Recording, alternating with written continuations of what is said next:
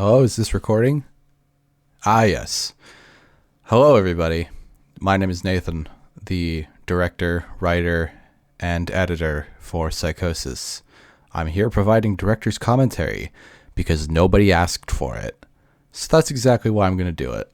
I'm going to break down Psychosis for you guys. I hope you have fun.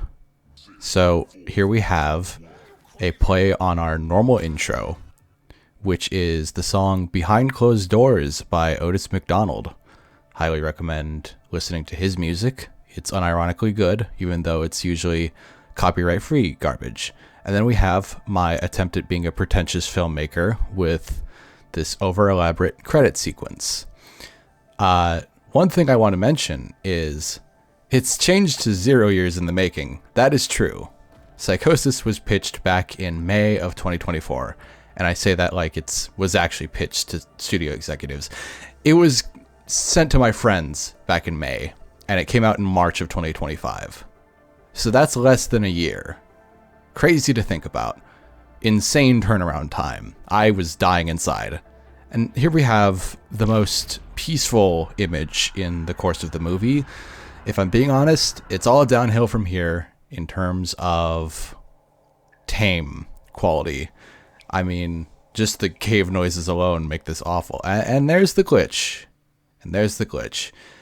I've realized in retrospect, but overall, that if you don't watch any of our horrible videos, the words infinite VOG mean nothing to you. So, and that goes for a lot of other things. A lot of this makes no sense to anybody but us. And I think that's really funny.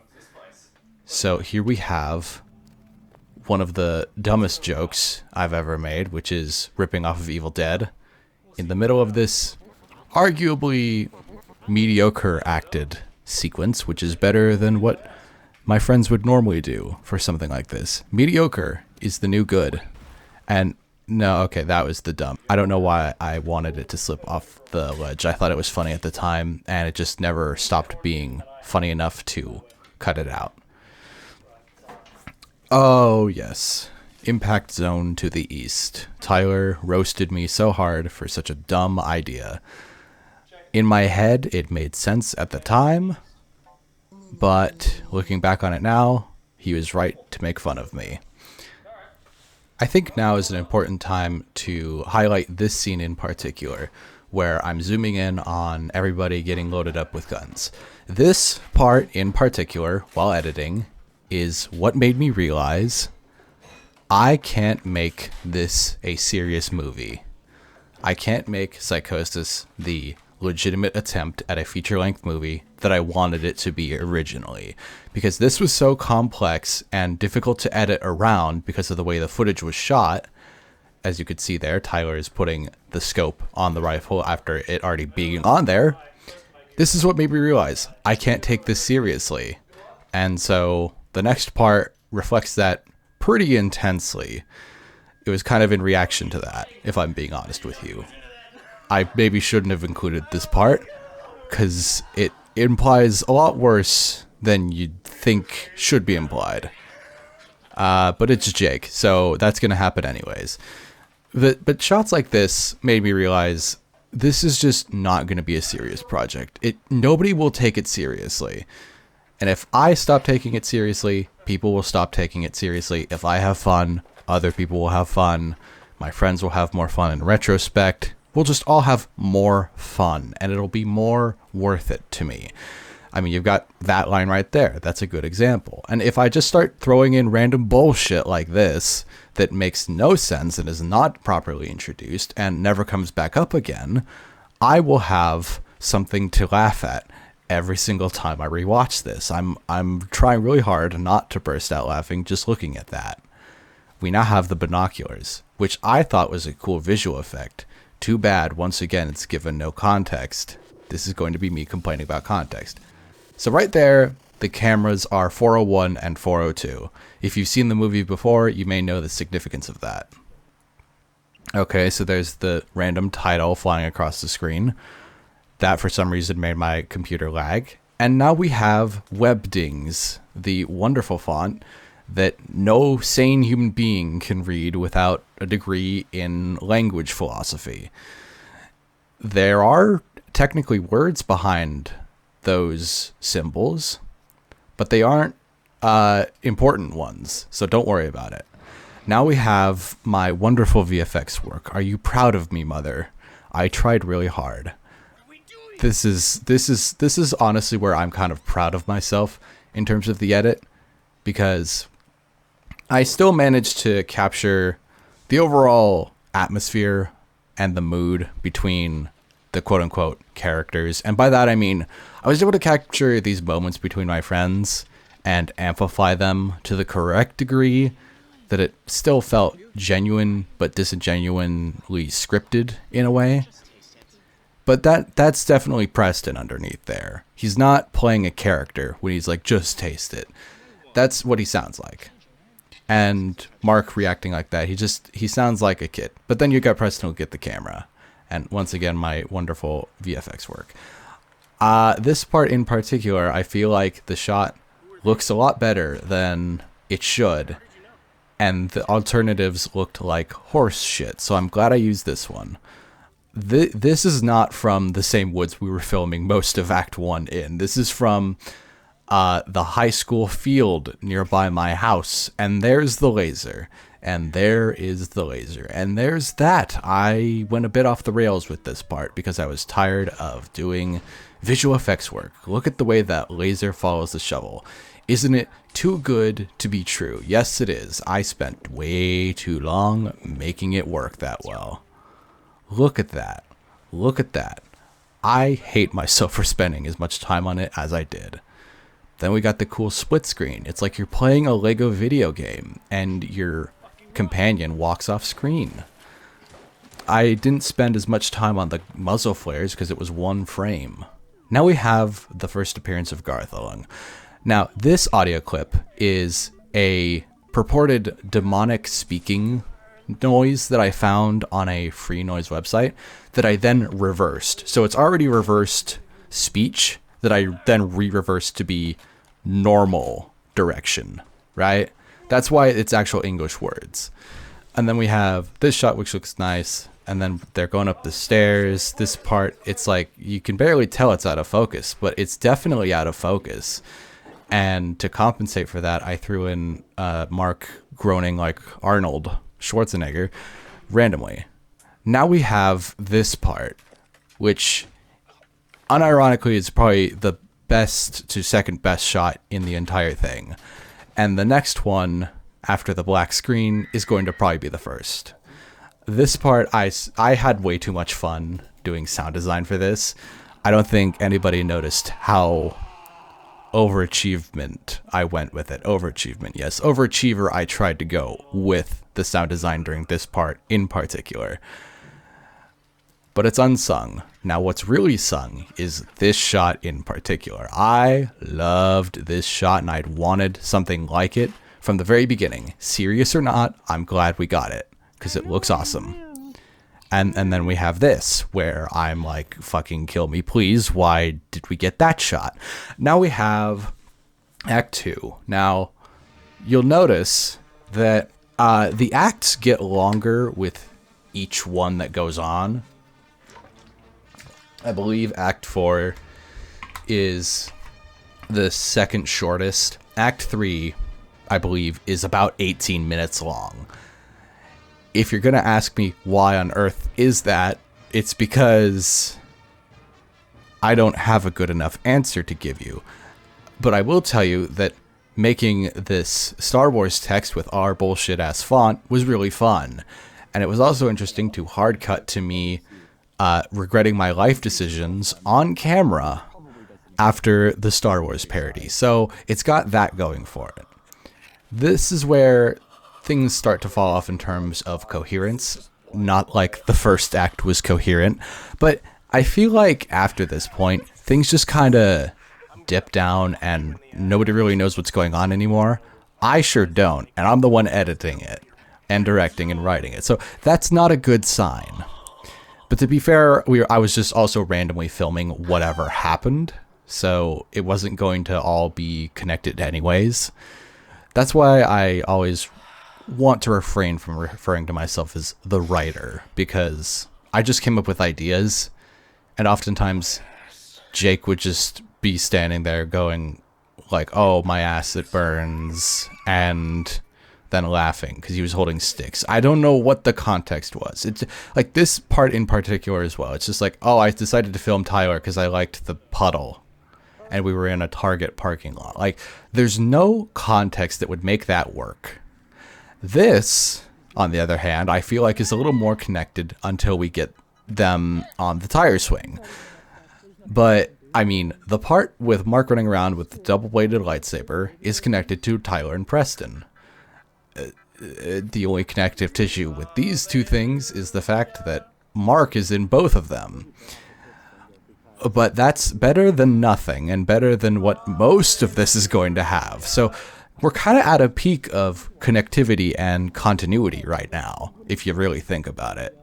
To be honest, I've always been very scared of people looking at our channel and thinking, oh, they're just the idiot teenagers who think they're funny. But when it comes down to it, I feel like sometimes our friend group is a lot funnier than most other friend groups out there, because we come up with dumb bullshit like this. I mean, who would think to start singing Hallelujah randomly to the Wii Shop channel music? I mean, it's not peak comedy, but it's certainly funnier than playing Fortnite. So I think we deserve some props, and having them pretend like they're going to put down their child who is running around with a lightsaber is very accurate to how most parents feel when their child watches Star Wars for the first time. Now we have this scene in particular. This scene shows to me that letting my friends have creative control was both the best and worst idea I could possibly have, because this was originally supposed to be a parody of home improvement TV shows that you'd see on HGTV. If you watch this scene closely enough, and by that I mean zonked out of your mind and not paying attention, you will still notice that it has nothing to do with home improvement, as shown by the fact that he just spanked the wall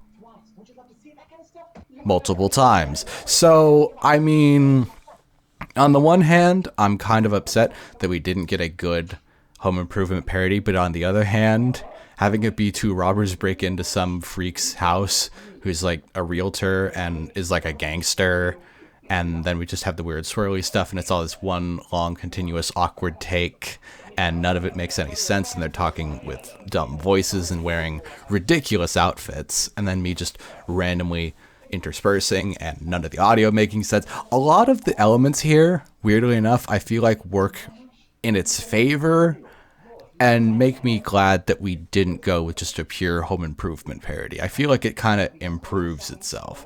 And by that I mean heavy quotes, improve. I'm aware it's not actually improving anything, just making it different in a slightly more stupid way. If you notice, there is a figure sitting in a chair. I'm not going to tell you who that is, because she is annoying. Anyways, we have things like, oh, sorry for your eardrums, because the audio is just awful. It's awful. This is something I never noticed. I never noticed they just squished him behind the door until watching the footage back. I was so busy filming it that I just didn't catch it the first time around. And I'm glad, in retrospect, I'm glad that they came up with crazy ideas like that, because it makes it all come together a bit better. They're able to pace themselves out better than I can sometimes. Some scenes like this feel really out of place in the greater context of things, and I feel like if this were really going to be an attempt at a serious movie, stuff like this would be in here a lot more often, and there'd be more pretentious, weird stuff. But then when I just throw in a guy falling out of his mouth that's made out of smoke, it loses all of its weight, which is good, because the next scene carries a lot of weight, but not emotionally. This part in particular, good lord, this was something else to watch happen in real time. Let me tell you, the way the camera's moving, I was just trying to capture all of the delicacies of his dancing performance. I'm gonna not really address any of that. So one thing I wanted to bring up is that the song used during this scene is Boogie by Brockhampton. I would use that song in literally everything having to do with our YouTube channel if I could, but legally I can't. So there's that. And also it'd get repetitive. But it's not like I haven't listened to the song like upwards of 58 times. So it wouldn't feel too repetitive to me. If that means anything, it means nothing. Anyways, this scene in particular, it just kind of happened. I'm glad it happened. Not really. But it certainly happened. We can't disagree. Now, here's the scene that I'm most proud of, honestly. As a scene overall, in terms of comedic pacing and timing, I feel like this one is a step up in the right direction. Because 401 was a joke I already had planned long ago. It was a bad movie idea that I'd written down.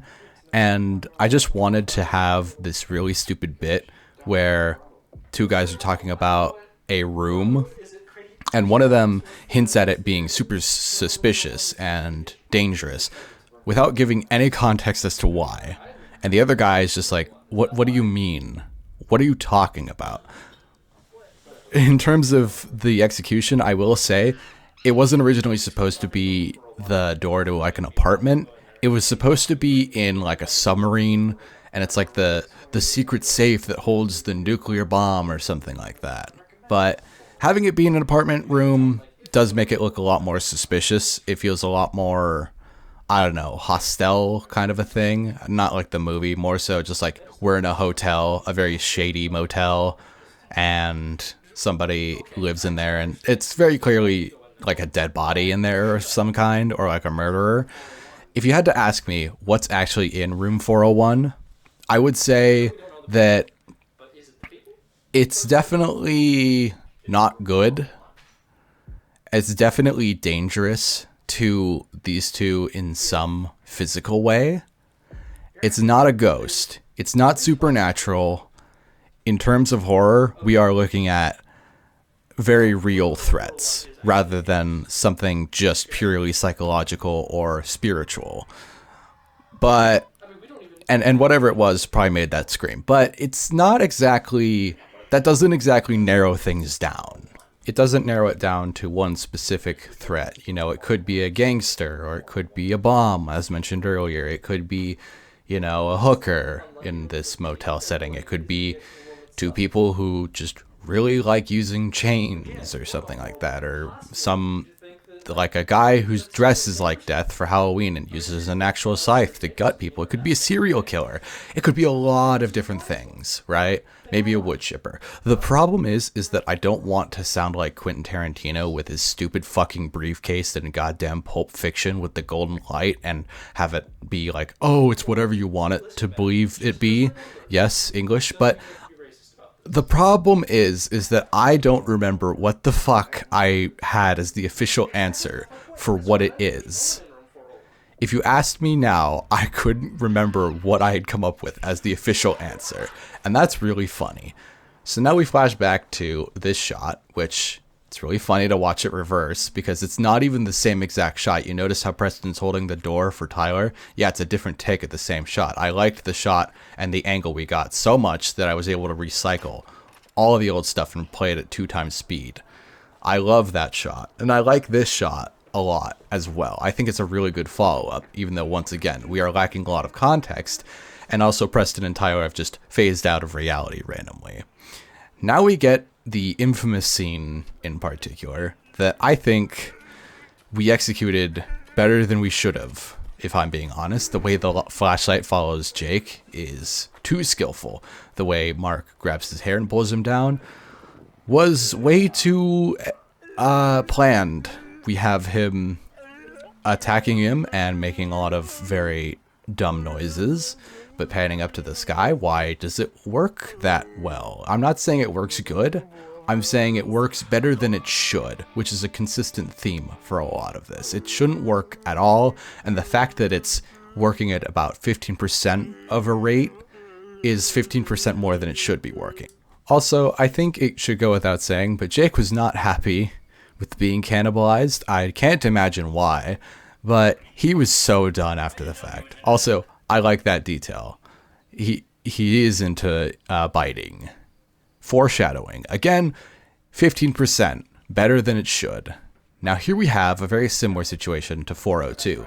This was already a plan on my bad movies list. So I was like, let's do it. What is it going to turn into?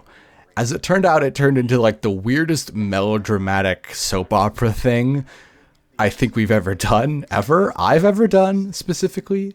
I've made some film stuff before, but this is probably going to be the most melodramatic, cringe-inducing thing I will film in a very long time. And I think the problem is the way Preston flips his hair, the way he looks at it, the way he talks about it, the way he seems so genuinely invested in becoming an actual pencil eraser, sells it, again, a lot more than it should, and works its way around to being genuinely entertaining to watch.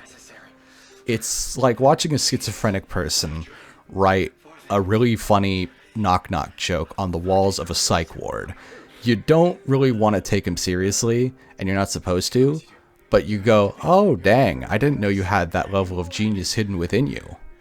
And honestly, props to Mark for deciding to touch his nose with the eraser. That kind of adds to it. I don't think that added to it, of it just cutting to an eraser, but Garth Lung flying past definitely adds to it. This part I find so funny, because what were we supposed to do with it? Just him falling over dead. Now we have our intermission, Monty Python style. I think this is my favorite part, because if you've seen the spinning video, you know what this clip is from, and if you haven't, you've just been interjected with a Monty Python reference. So it works on two levels. Just keep that in mind. And then we have Tyler just kind of going all over the place. And then we have Jake just laughing.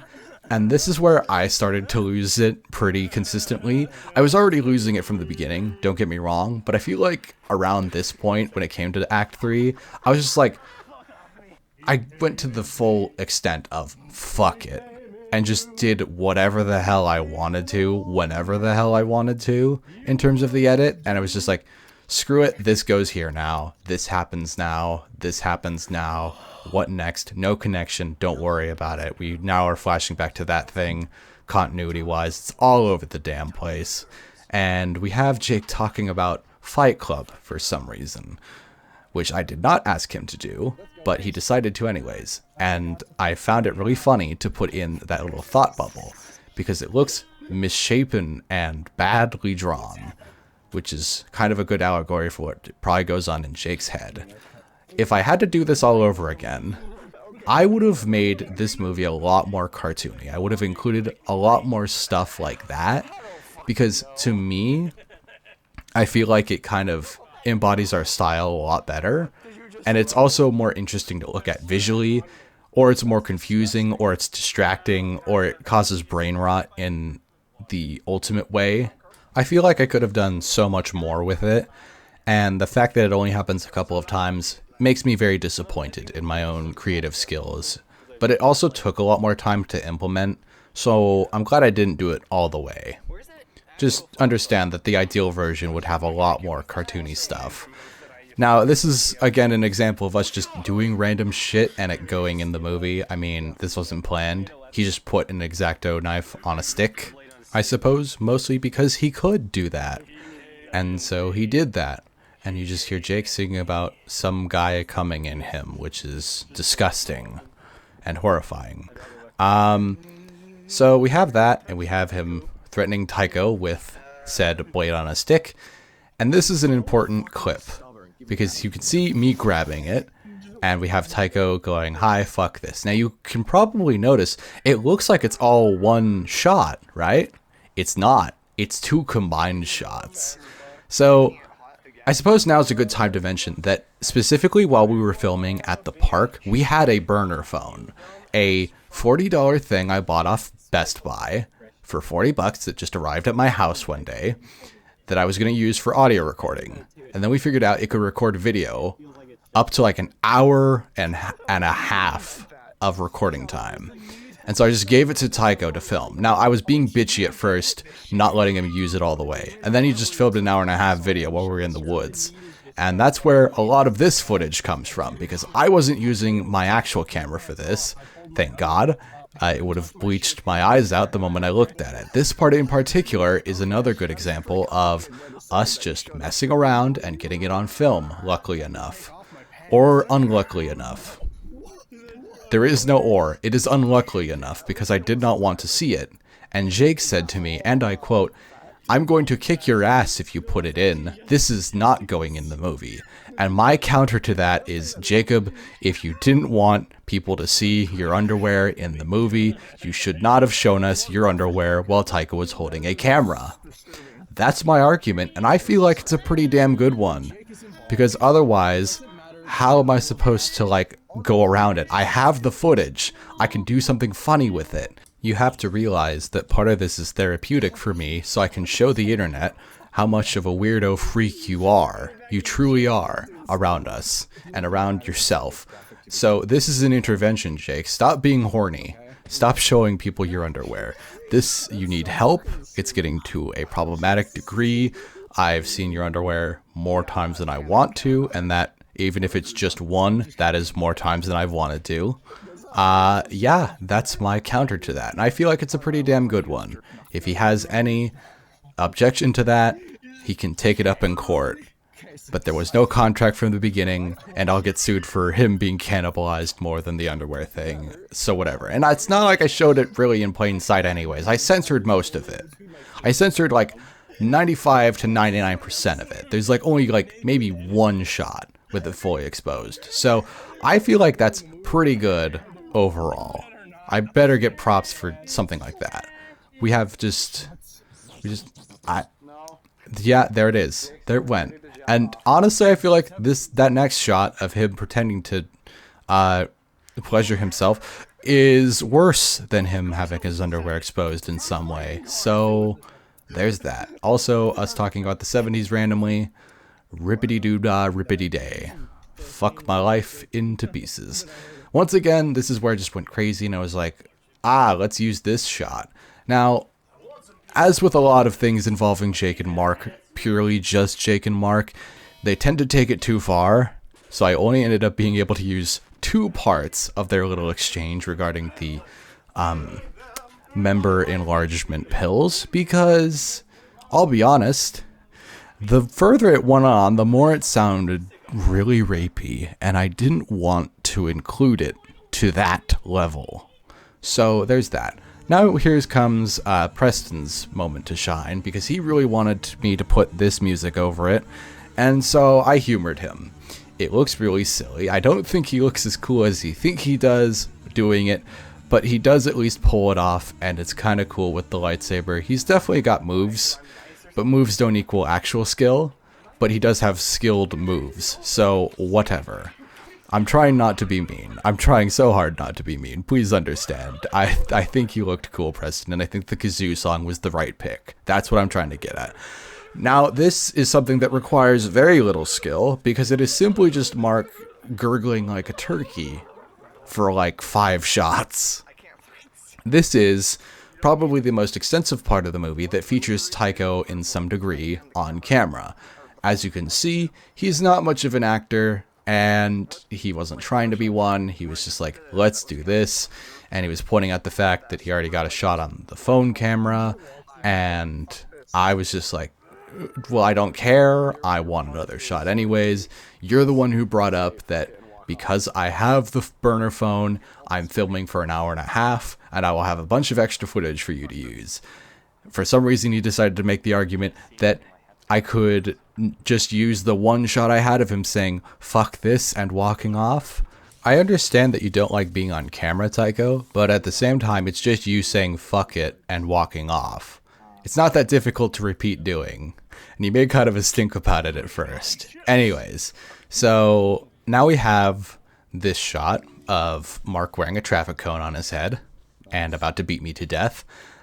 It's important to mention now that this was weirdly not captured around the time we were filming the majority of Psychosis. This part with the tree. We had specific days that we got together and we'd have cameras and we'd film stuff for Psychosis specifically. The thing with the traffic cone was probably one of the few shots in the overall thing that was not originally intended for Psychosis. This was before it even came into being, really. And we have stuff like this that was filmed intentionally for Psychosis. Or more so unintentionally because you have Jake fucking the wall. I have a great story about that, by the way. The footage that was on the camera that Tyler was holding got corrupted after the point where Jake was penetrating the wall. So the footage legitimately got corrupted because Jake fucked a wall. I'm not even kidding. It really annoyed me. But I found it too funny to not mention. And I honestly think it's funnier than it really is annoying. So there's that. Here's where I should have really considered putting in a motion sickness and photosensitivity warning thing, because it's not like a lot of people are going to watch this, but if there's anybody photosensitive, I'd really hate to subject them to this torture, especially people who are drunk, because you really need to be drunk to enjoy Psychosis. You need to be inebriated or you need to be high in some way, and I can only see this being beneficial if you are high on acid. So that's good to know. I should have put that in there a lot sooner, if at all, and I did not. So that's great. This part just goes on for a while, and I really like the clown music I used for it, but I could see people getting really sick watching this, and I had a hard time watching it too.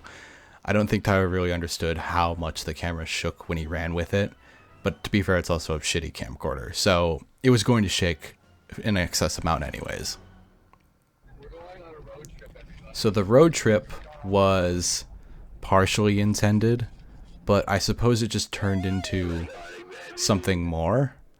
I guess it was just Tyler was blasted off his mind, and we were just driving back to his place from a further location.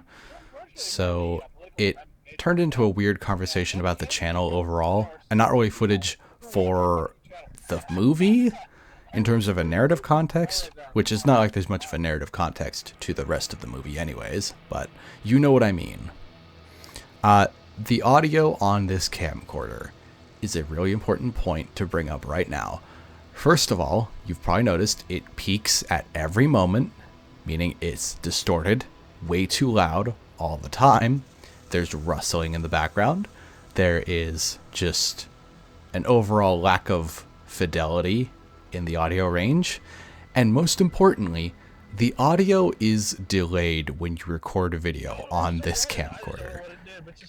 When you see someone talking, I keep in mind that I've had to manually readjust the audio to line up with the lip sync. It's not for each individual lip sync, but I did have to adjust it and make sure it was lining up, because otherwise it would just look stupid, and I didn't like that part of it. So keep that in mind. Now, once again, Tyler is blasted off his mind and was just having way too much fun with it. I feel like I shouldn't have given him the camera, but at the same time, he was sitting in the front and there were lights nearby and we were in a dark car. What else were we supposed to do? What else were we supposed to do if we wanted to get footage of this? So I can't complain too much. Honestly, having such poor quality when it came to video equipment kind of added to the overall feel. I feel like these cameras were made specifically for our channel because they suck and are badly made. The one that was used for the home improvement part in particular is also from this brand and is also quite bad. But this one is just bad on an entirely different level. Like, you can notice how distorted and bad his scream sounds, even with the volume trimmed as much as possible. I tried really hard to make it not blow the speakers out, and it still sounds really awful. It's never going to sound good.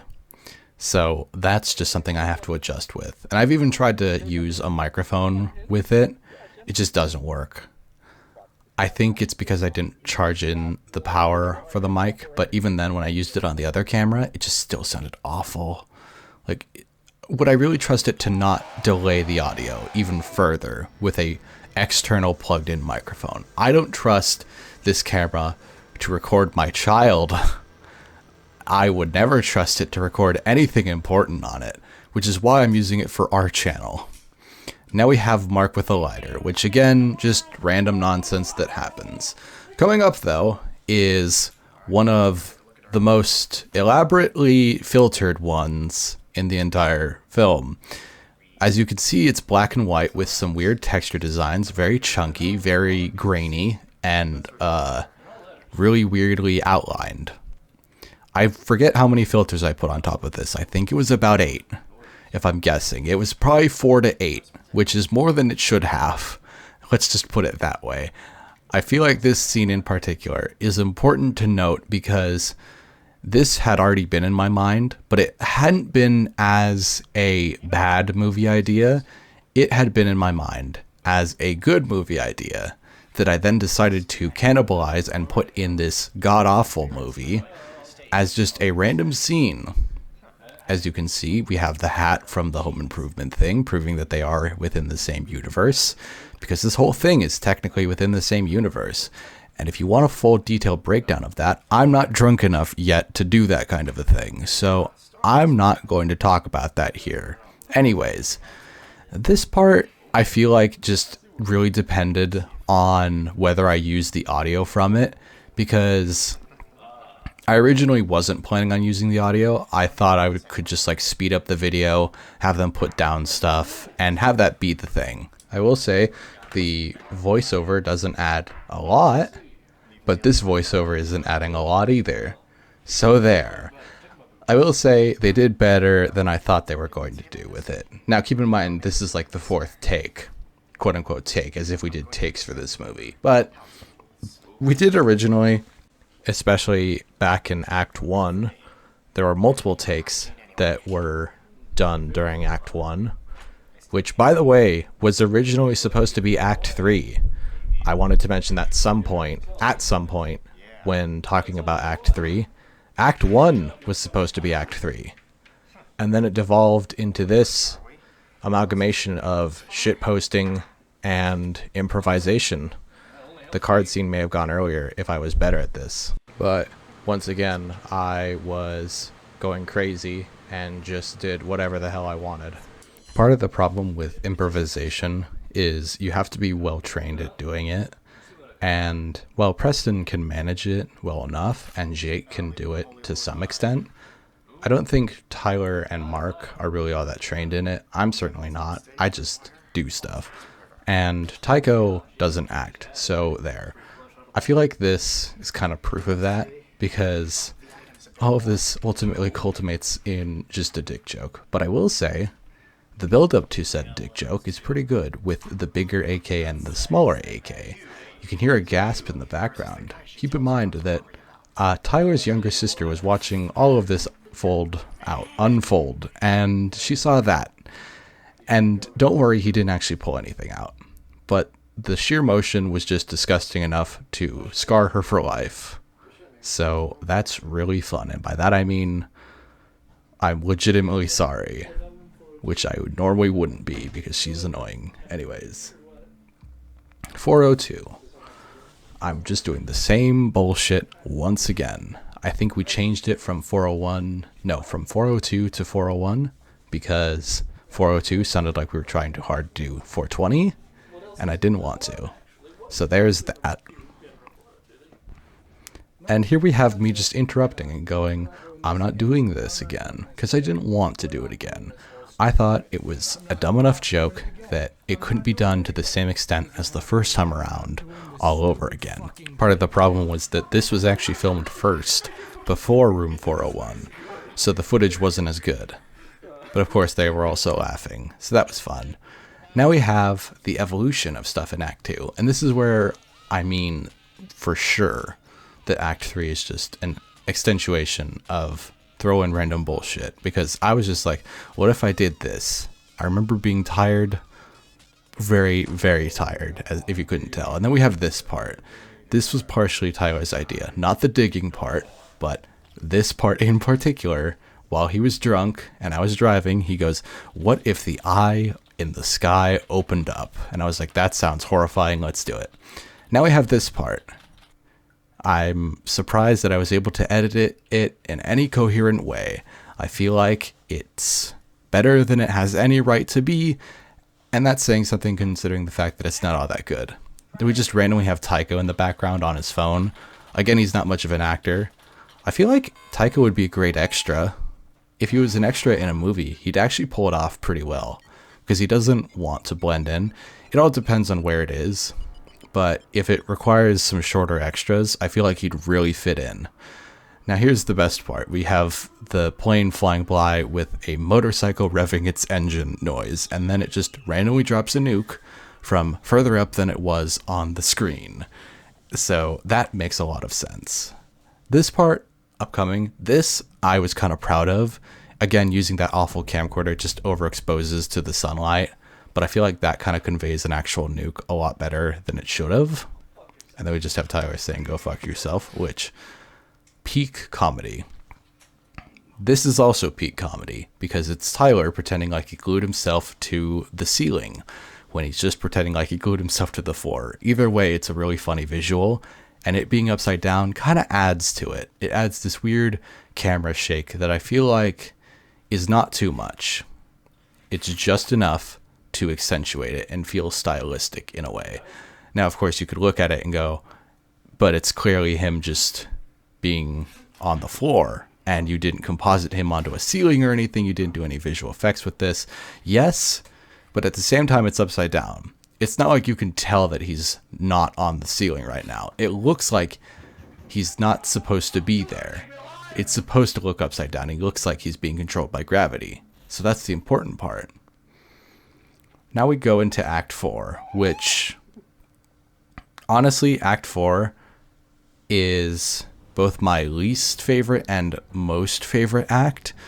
I feel like, in terms of the continuity of just the random scenes happening, this one was just kind of a pain, and by the time I got to it, I was just kind of done with life.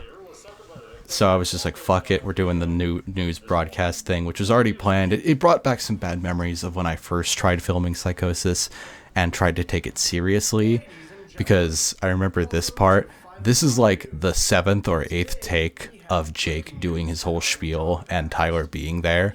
And there was some context beforehand, but it just never made it in. So now they're just news reporters for some reason. And Tyler was only wearing the gas mask because his beard was shaved. So overall, I mean, it was weird and messy, but I'm pleased with the way it turned out overall. You probably couldn't tell, but Tyler's asking where his feet are. God, I'm tired and very overheated. Excuse me for a moment. But I feel like the scenes themselves, not that good. The musical sequences, I'm really proud of. And we've got one coming up right now, which is very significant to me. We have the weather transitioning into blue sky. I really like that idea, and I like the way it played out. Now, here's the blue sky music sequence. This in particular, I feel like was a nightmare in all the right ways. I had to sync it all up to the beat. And on the one hand, pain. On the other hand, I could just take so many different clips from all of our different videos and jam them all into one very long montage. It was really fun to do, really fun to experiment with. Interesting to see what all I could pull off with all the stuff that was already in the movie and stuff in our other videos, and trying to tie it in with stuff that was on screen, having thematic connection between the clips. I just really liked the way it turned out. And I feel like it worked thematically because every trailer or every teaser for the movie had this song in it with distorted versions playing overlapping. So we had this really fun moment where it's now come full circle and it's actually in the movie in a significant scene, and this weird recap of stuff that's going on. And then we have Garth Lung showing up at the end of it and just all this random nonsense. I mean, sure, it could have gone on for a lot longer, but with how long it goes on for, I feel like any longer would have been a lot worse to do. And introducing Garth Lung there was important. That brings up another important point. Any of his gasps or gags and gargles are done by me. I am the voice of Garth Lung for most of this, and my voice burned like you wouldn't believe when I first recorded it, which is why I didn't do a lot of other recordings and why I reused some of the stuff, because my goodness, gurgling like that was not healthy for my throat. Now Jake is just being disgusting as per usual. This one is the outlier in the musical sequences. I feel like this one was me trying to be as genuine as I could with my tribute to my friends, and it fell a little flat when we were watching it in the premiere. I don't know how much my friends really like this part in particular, but I really just like the song that I used, and it was a nightmare in terms of syncing it up because it was probably a lot worse than Mr. Blue Sky. Blue Sky followed a beat pattern that I could replicate. This one, doing this part in particular, I had to speed up the footage, match it with the guitar riffs, match it with a very inconsistent drum beat, and figure out how to make it all fit together. And eventually it just turned into, I'm going to do this, just like randomly cut. But even then I was trying to sync it up with the beat, which was just not working all the time. And I eventually just had to cut it off of it at some point. I told myself, if I keep trying to get it perfect, it's never going to be perfect. So I have to limit myself to 4 versions of it. In the end, I think I rendered out about 10, but that's not really important.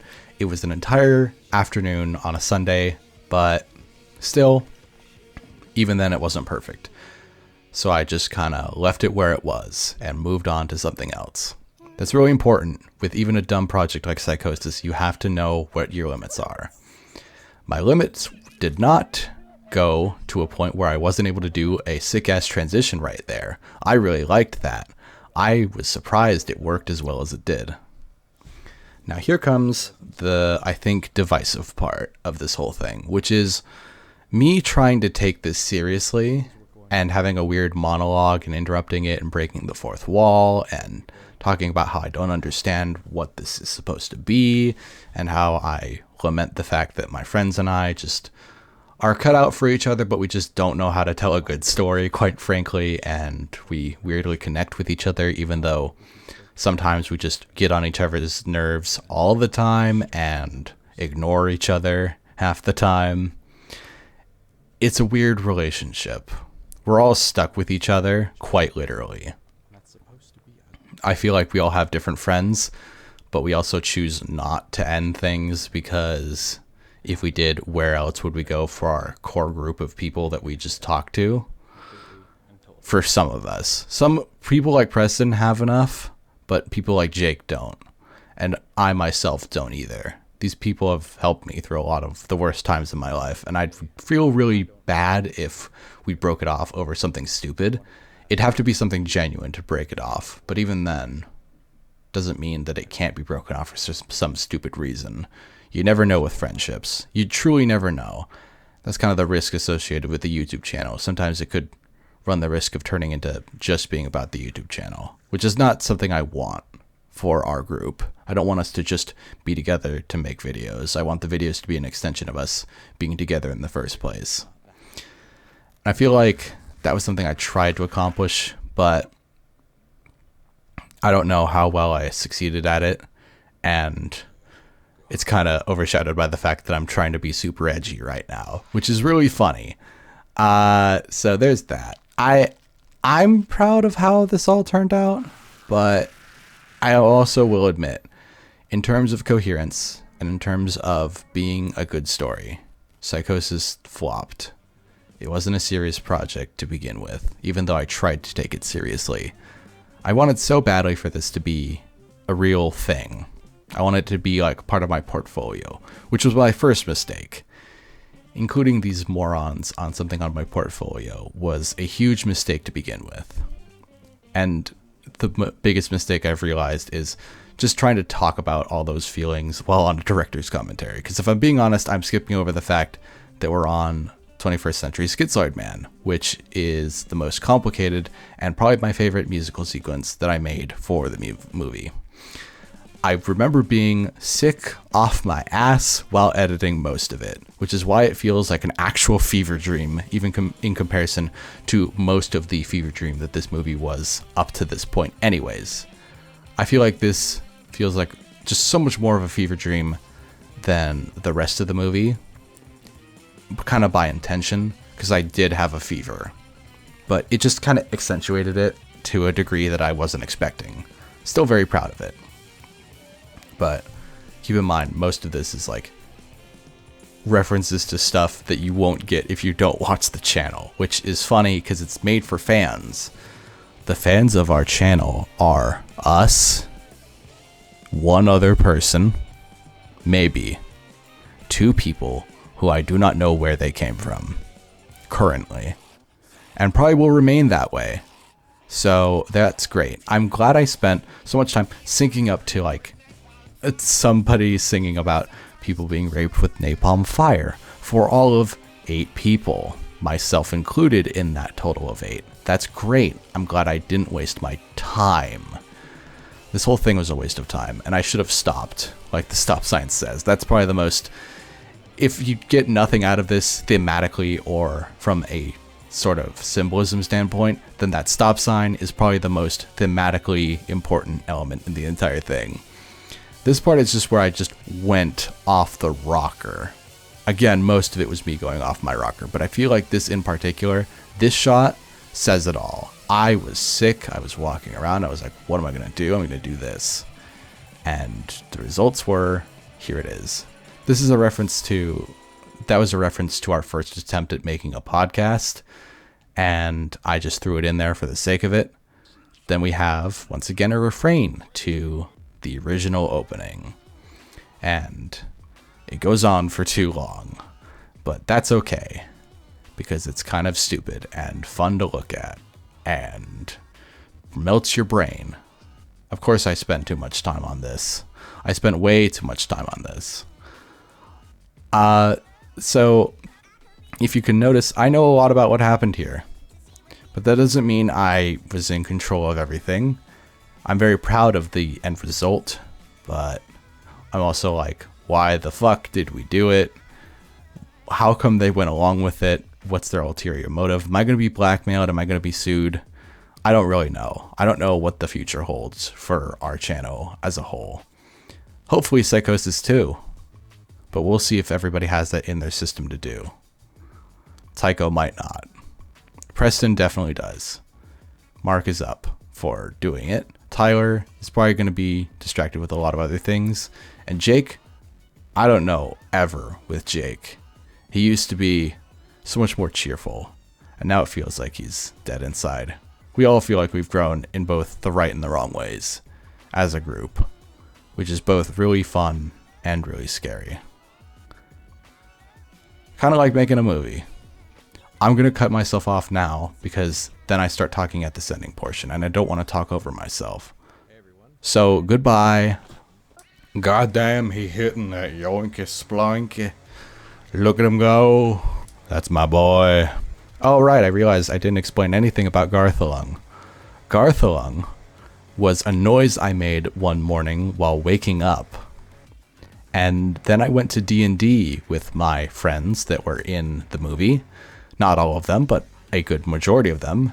And at one point, I just looked the DM, Tyler, straight in the face and said, Garthalung summons us to the beach. While holding my hand in that same pose that I have the Garthalung hand in. And it evolved from there.